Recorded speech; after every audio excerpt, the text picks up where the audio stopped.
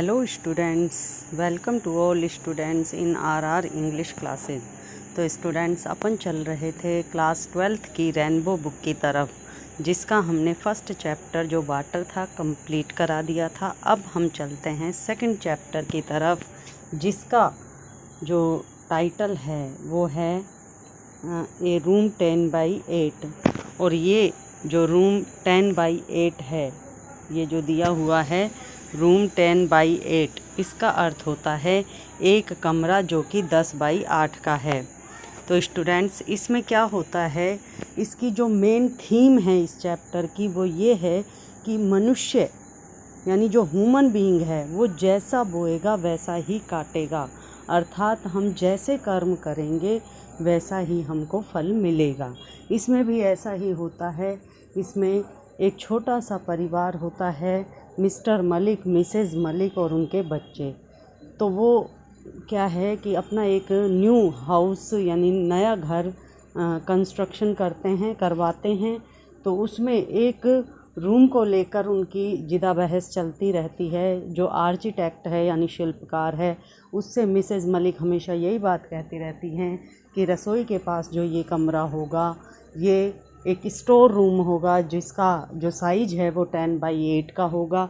और जब तक हमारी मदर इन लॉ यानी मिसेज़ मलिक की जो सास हैं वो जब तक ज़िंदा रहेंगी तब तक तो वो कमरा उनको दे दिया जाएगा, और उनके मरने के बाद वो कमरा एज आ स्टोर रूम काम में ले लिया जाएगा।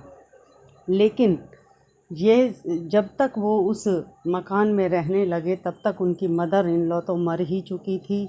उसके बाद उनकी जो पुत्र वधू आती है वो भी, उसकी थिंकिंग भी यही होती है कि अब हम नए मकान में रहेंगे तो मेरी जो मदर इन लॉ हैं वो इस स्टोर रूम में रहेंगी, और उनके मरने के बाद ये room as a store room में काम में ले लिया जाएगा। तो स्टूडेंट्स, इसी बात को हम इस स्टोरी के थ्रू पढ़ेंगे। तो चलिए स्टार्ट करते हैं। This room might be 10/8, said Mrs Malik pointing to a square in the draft. यह कमरा 10/8 का होना चाहिए, मिसेज़ मलिक ने एक वर्गाकार जो कि एक ड्राफ्ट यानी एक नक्शा रखा हुआ था, उसमें एक वर्गाकार कमरे की तरफ इशारा करते हुए कहा। Plan laying on the table before them, यह नक्शा उनके सामने एक टेबल पर रखा हुआ था। It was the third time, यह तीसरी बार था, दैट की she had made this suggestion, यह तीसरा टाइम था जब उन्होंने अपना यह सुझाव दिया। यानी कि 3 बार वो अपना ये सुझाव दे चुकी थी कि ये कमरा 10/8 का होना चाहिए। इट सीम्ड, ऐसा प्रतीत हुआ, it did not register on either her husband or the architect engaged to design the house. ऐसा प्रतीत हो रहा था जैसे मिसेज़ मलिक के जो पति हैं वो और जो शिल्पकार हैं वो इस कमरे का नक्शा नहीं बना रहे थे, बल्कि वह खुद बना रही थी। The Maliks were going to have a house of their own in Delhi. Malik जो परिवार था उनका खुद का एक घर था दिल्ली में। They had purchased a plot in the most fashionable colony, तभी उन्होंने एक बहुत ही बड़ा प्लॉट खरीदा एक बहुत ही आधुनिक कॉलोनी में, ऑफ द टाउन समटाइम्स अगो, उसी कस्बे में कुछ समय पहले। Now that they were posted back in Delhi, अब उनका स्थानांतरण दोबारा से दिल्ली में हो गया था। तो दे थॉट, तो उन्होंने सोचा, they might as well have the house built, कि उनको अब अपना खुद का घर बना लेना चाहिए उस प्लॉट पर।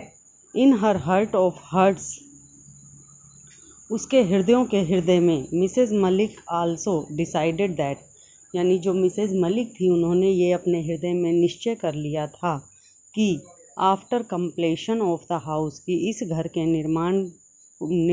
का निर्माण कार्य पूरा होने के बाद, she would stay back in Delhi, वो दोबारा से दिल्ली में रहने लगेंगी।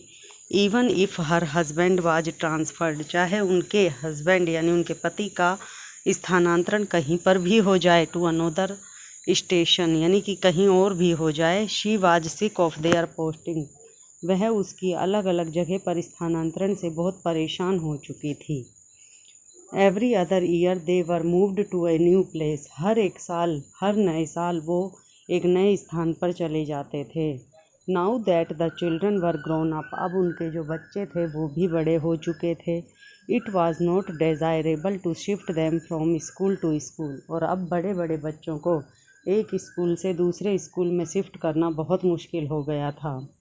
मिसेज़ मलिक सैड, तब मिसेज़ मलिक ने कहा, इफ़ ही मस्ट, कि यदि mister Malik could go all alone, कि यदि अब की बार मिस्टर मलिक का स्थानांतरण हुआ तो उनको वहाँ अकेला ही जाना पड़ेगा।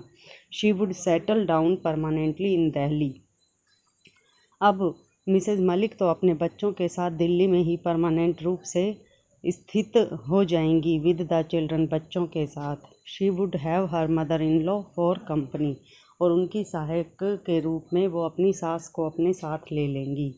Mister Malik had no objection to it, Mr Malik को इस बात पर कोई विरोध नहीं था। This room might be 8 by 8, यह कमरा 10 by 8 का होना चाहिए। Mrs Malik repeated, Mrs Malik ने दोहराया। Her husband was attending to a telephone call, उस समय उनके पति एक टेलीफोन कॉल अटेंड कर रहे थे। इन द एडजेसेंट रूम, एक पास के ही जुड़े हुए कमरे में। But this is a store, लेकिन यह एक स्टोर होगा। The architect explain to Mrs Malik, शिल्पकार जो था वह मिसेज़ मलिक को बता रहा था। यस, हाँ, बट आई थॉट, लेकिन मैंने सोचा, it could be my mother in law's room, यह मेरी सासू का कमरा होगा। एंड आफ्टर हर, और उनकी मृत्यु के बाद, it might be used as a store room, और उनकी मृत्यु के बाद इसे एक स्टोर रूम के रूप में काम में ले लिया जाएगा। The architect did not seem to understand, Mrs Malik की यह बातें जो शिल्पकार था वह नहीं समझ सका। ही लुक्ड पजल्ड, वह बहुत परेशान दिखाई दिया। By Mrs Malik's observation, Mrs Malik के इस निरीक्षण कार्य से। फिर वो उसे समझाती हैं और कहती हैं, मिसेज़ मलिक कहती हैं, आई मीन, मेरा मतलब है, माई mother in law could use the room for the present, कि मेरी सासू माँ वर्तमान में तो इस कमरे का उपयोग करेंगी। As you know she is old and infirm, जैसा कि तुम जानते हो वो काफ़ी वृद्ध हो चुकी हैं और उनका कोई पता नहीं है। She is not going to be there for, उनका कोई पता नहीं वो कितने समय के लिए और जीवित रहेंगी। एंड आफ्टर हर, और उनके बाद, it could be converted into A store room, यह कमरा एक स्टोर के रूम के रूप में काम में लिया जाएगा। Mrs Malik explained haltingly, Mrs Malik ने बहुत ही सावधानी से और साफ साफ ये बात उसको समझाई। मिस्टर मलिक जॉइंड दैम, तभी वहाँ मिस्टर मलिक आ गए। It seemed while talking on the telephone he had also given thought to the suggestion, ऐसा लग रहा था कि जिस समय वो टेलीफोन पर बात कर रहे थे वो भी इस सुझाव को ही अपना विचार बता रहे थे। ही टू, वो भी, was of the opinion that, उनकी भी यही धारणा थी कि the store should be a little bigger, कि स्टोर रूम जो है वह थोड़ा सा बड़ा होना चाहिए। इट इज़ ऑलवेज बेटर, क्योंकि ये हमेशा अच्छा होता है, to have a commodious store room, कि एक बड़ा स्टोर रूम होना अपने आप में एक बहुत अच्छी बात है। सो दैट, इसलिए कि one can move about the Trunks more freely, ताकि इसमें कितने भी बड़े ट्रंक जो हैं वो आसानी से इधर उधर घुमाए जा सकें। Then it is also more convenient to keep it tidy, और फिर ज़्यादा बड़ा जो स्टोर रूम होता है उसको आराम से सेटल करने में भी दिक्कत नहीं आती और सामान सारा अपनी अपनी जगह पर ही स्थित रहता है, फैला हुआ नहीं रहता है। इट वॉज डिसाइडेड दैट, यह निश्चय किया गया कि the room adjacent to the kitchen, कि यह कमरा जो कि बिल्कुल रसोई से जुड़ा हुआ है, शुड बी 10 by 8, यह 10 by 8 का ही होगा। The courtyard would be a little narrower, जो आंगन है वो थोड़ा छोटा कर दिया जाएगा, सकरा कर दिया जाएगा। But that did not matter much, लेकिन इससे कोई फ़र्क नहीं पड़ेगा। All the rest had already been provided for, बाकी नक्शे का सारा काम पहले से ही पूरा कर दिया गया था। And the plan was submitted for approval to the corporation, और अब मकान बनाने के लिए नक्शा पूरी तरह से बनकर तैयार था।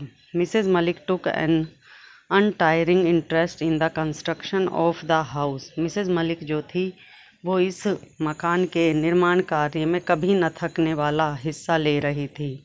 She would be seen standing at the site with her umbrella. वो अपने छाते के साथ वहाँ पर जहाँ पर मकान बन रहा था खड़ी हुई देखी जा सकती थी थ्रू आउट द डे, पूरे दिन। She supervised every detail. वह मकान से संबंधित हर डिटेल का बहुत ही ध्यान से निरीक्षण करती। At times she would give a hand to the masons and others. समय समय पर वो मेजन यानी मिस्त्री यानी कारीगरों को और दूसरे व्यक्तियों को अपना हाथ लगाकर सहयोग भी देती। She was the first to arrive at the construction site. वह पहली औरत थी जो निर्माण कार्य वाली जगह पर सबसे पहले आती। And left after everyone had gone away. और वहाँ से वापस अपने घर उस समय जाती जब सब कोई वहाँ से चले जाते। She enjoyed that. उसे यह विश्वास था कि there was no wastage of material. वह यह चाहती थी कि वहाँ पे सामान की कोई बर्बादी ना हो। And the labour did not idle about. और जो वहाँ की लेबर है यानी कि कारीगर हैं वो निठल्ले ना रहें। Before long the house was completed. जब तक कि यह घर कंप्लीट ना हो जाए। Mrs Malik insisted that. Mrs Malik का यह विचार था कि she would have new furniture made for the house, कि उसे इस नए घर के लिए नया फर्नीचर ही बनवाना है। She would not let the old furniture enter the new house. उसका विचार था कि वह पुराने फर्नीचर को इस नए घर में नहीं लाने देगी। Not a piece of it. यहाँ तक कि कोई पुराने फर्नीचर का एक टुकड़ा भी नहीं। They were still in the midst of plans to shift. अभी मकान बनकर तैयार हुआ तो वो अपने प्लान यानी योजना के अनुसार इस मकान में शिफ्ट होना ही चाह रहे थे। When they learned that. तभी उन्हें पता चला कि the house had been acquired by the government, कि ये जो घर है इस पर सरकार का अधिकार हो गया है। Mrs Malik was furious. Mrs Malik ये सुनकर कुछ परेशान सी हो गई। But the next moment. लेकिन अगले ही क्षण। When mister Malik mentioned the rent assessed. जब मिस्टर मलिक को किराए के बारे में पता चला, शी क्वाइटेंड डाउन। तो वह कुछ शांत हो गई। While supervising the construction of the house. जब वो घर के निर्माण कार्य का निरीक्षण कर रही थी, she had cultivated love for her neighbours. तो उन्होंने अपने पड़ोसियों से काफ़ी अच्छे संबंध बना लिए थे। And made friends in the colony. और उसी कॉलोनी में उन्होंने अपने अच्छे काफ़ी दोस्त बना लिए थे। She thought of various plans. उन्होंने बहुत सी योजनाएं बना ली थी। For doing up the house. इस नए घर में कुछ नए काम करने की। Everything had to be forgotten. सब कुछ भुला दिया गया। Then they were transferred from Delhi. इसके बाद उनका दिल्ली से ट्रांसफ़र यानी स्थानांतरण हो गया। Mrs Malik was happy. Mrs Malik बहुत खुश थी। She would no more see her house. She would no more see her house. वह अब अपना घर और नहीं देख सकती थी। Regret not being able to live in it. उन्हें इस बात का दुख था कि वह अब इस घर में नहीं रह सकती थी। And than thinking of the substantial rate. और फिर वो उसके किराए के बारे में सोचने लगी।